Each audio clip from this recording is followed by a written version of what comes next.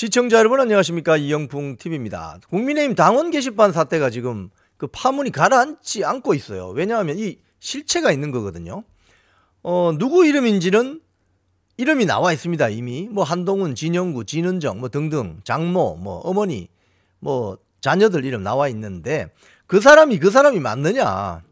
이것 때문에 지금 서울경찰청이 국민의힘 당원 게시판 IP 그대로 보존하라고 지금 공식 공문까지 보낸 거 아니겠습니까? 지금 그러니까 여기에 대해서 정확하게 이야기를 하면 되는데 한동훈 대표가 이야기를 안 해요. 그게 지금 궁금증을 계속 자아내고 있고, 뭐 심지어 친윤계 의원뿐만이 아니라 친윤계가 아니더라도 이거 왜 이렇게 방치하느냐, 이 평소 스타일하고 다르다, 한동훈의 평소 스타일과 다르다라는 그런 비판이 나오고 있거든요. 근데 그런 가운데 지금 친한계 세력들이 무슨 이야기를 하고 있느냐 하면 한동훈이 김옥균처럼 당할 것이다, 이렇게 지금 이야기를 하기 시작했어요. 지금 김종혁 최고위원 같은 경우에 CBS 프로그램 나와서, CBS 라디오 있잖아요, 김현정의 뉴스쇼 나와가지고 뭐라고 했냐면은 한동훈 당대표 가족들이 당원 게시판에 윤석열 대통령 부부에 대해 욕설 등을 했다고 이렇게라고 주장하는 극우 유튜버, 이 이병준 기자가 졸지에 극우 유튜버가 됐군요. 몇몇 스피커들은 마지막에 한동훈 대표 사퇴하라, 정계 은퇴하라고 이야기한다. 이는 의도가 명백하다. 김옥균 프로젝트가 세 번째 실행되고 있는 게 아닌가 생각이 든다. 이제 1, 2차 김옥균 프로젝트가 있었는데 김종혁 최고위원은 이렇게 이야기합니다. 총선 직후에 이 총선 폭망한 게 한동훈 책임이라면서 백서가 시작되어서 전대 과정에서 백서가 공개되면 여론조사 비용 횡령 등 한동훈 죄상이 낱낱이 드러나서 매장될 것이다. 이게 1차 김옥균 프로젝트랍니다. 근데 사라졌고, 두 번째는 김건희 여사가 문자를 했는데 감히 한동훈이 읽고 씹었다, 익씹, 배은망덕한 놈으로 몰고 간 것, 이게 두 번째라고 합니다. 이 김종혁 최고위원의 주장입니다. 자, 그런데 이제 세 번째가 이제 이 당계 게시판 댓글 사건이라는 거 주장하는 거예요. 그러면서 김종혁 최고가 뭐라고 하느냐, 만약 글이 극도의 모욕이라든가 살해하겠다는 법적인 문제가 있으면 문제 삼아야 하겠지만 일반인들이 익명 게시판에 올린 글을 밝히라고 하면 앞으로 우리 당원들한테 당신 글 다 밝혀봐, 이렇게 요구할 수 있지 않겠는가. 이것이 옳지 않듯이 지금 한동훈에게 요구하는 것은 한동훈 사퇴해라, 정계 은퇴해라 하는 프레임을 짜놓고 공격하는 것이다. 뭐 이런 식으로 김옥균을 소환했습니다. 와우, 김옥균 100년 전에 김옥균을 소환했는데 지금 김옥균 프로젝트 이거는 이미 고발이 되어서 검찰 송치되어 있습니다. 무슨 소리냐면 친윤계 이철규 의원이 지난 10월 달에 고발을 했는데 이 김옥균 프로젝트서를 유포한 자를 수사해달라. 그런데 기소 의견으로 검찰에 넘어갔어요. 검찰이 송치됐어요.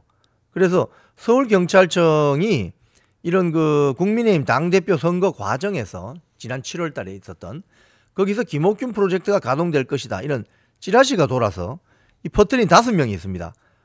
명예훼손 혐의로 지금 서울중앙지검에 송치했어요. 이게 지금 계속 돌고 있는 거예요. 이때 이거는 이제 1차, 2차 찌라시죠.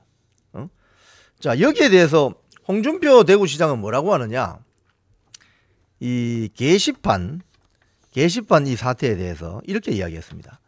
나쁜 짓 해놓고 누구 죽이기로 뒤집어 씌우는 건 야당 누구 수법이라고 있는데 이 이재명 수법이죠. 국민의힘에도 똑같은 수법이 나오고 있다. 나쁜 놈들 전성시대다, 이렇게 일갈했습니다. 홍준표 대구시장이 참 본질을 잘 찌르는 말씀을 하십니다. 한 번씩. 지금 이 친한계가 한동훈 죽이기, 즉 김옥균 프로젝트라고 한 것을 겨냥한 것으로 읽히는데 신지호, 뭐 김종혁 뭐 등등 이야기를 하는 거죠. 자, 여기서 김옥균 프로젝트, 뭐 김옥균 작전, 이건 한동훈하고 김옥균하고 뭐가 차이가 나는지 제가 한번 좀 논평을 하자면, 김옥균은 당시 급진 개화파였습니다. 소위 말해서 아주 빈농의 아들은 아닌데 비교적 유복한 가정에서 태어났는데 소위 말해서 그 당시 권력을 쥐고 있던 고종이나 민씨 일가하고는 적대적인 관계죠.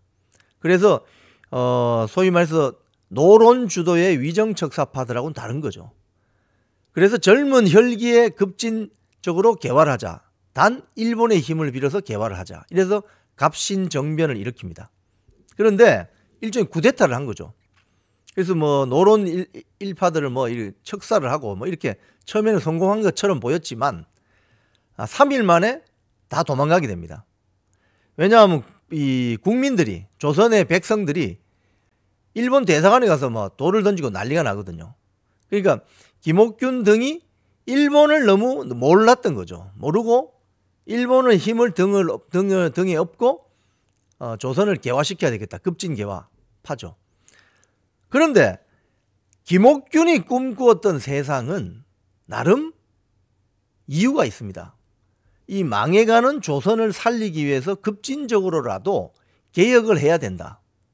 그래서 소위 말해서 이 망해간 조선을 다시 이렇게 세우자.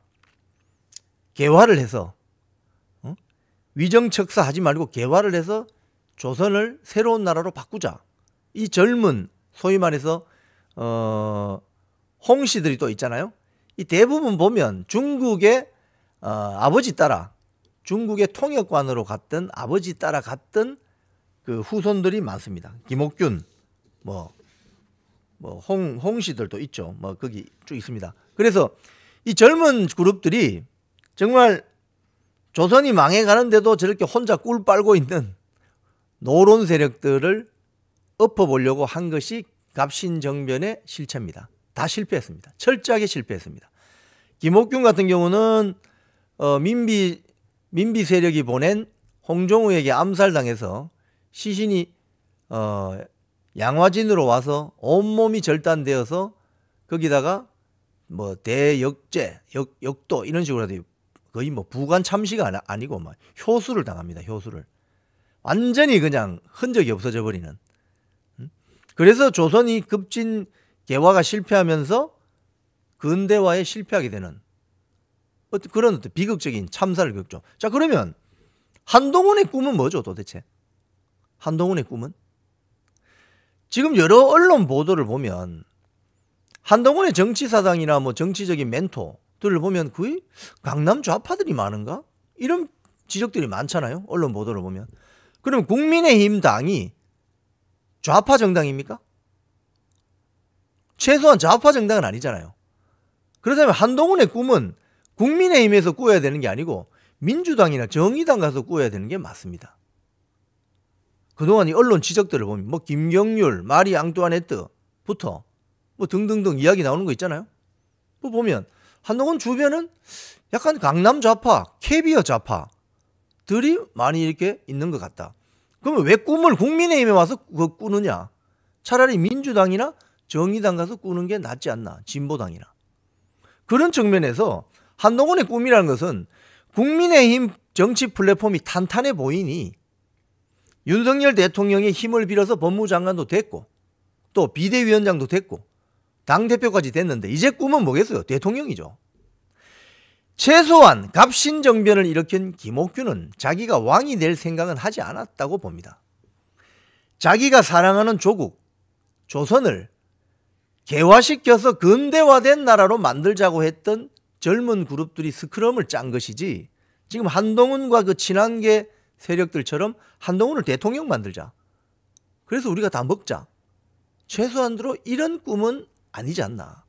저는 그렇게 생각됩니다. 지금 친한계 의원들이 갑자기 김옥균 프로젝트를 들고 나오는데 이건 제가 봤을 때는 당원 게시판 사태 파문이 가라앉지 않자 어쩔 수 없이 궁지에 몰리자 뽑아든 궁여지책으로 보이고 이건 성공하지 못할 것 같습니다. 왜? 한동훈의 꿈과 김옥균의 비전은 전혀 차원이 다른 것이었기 때문입니다.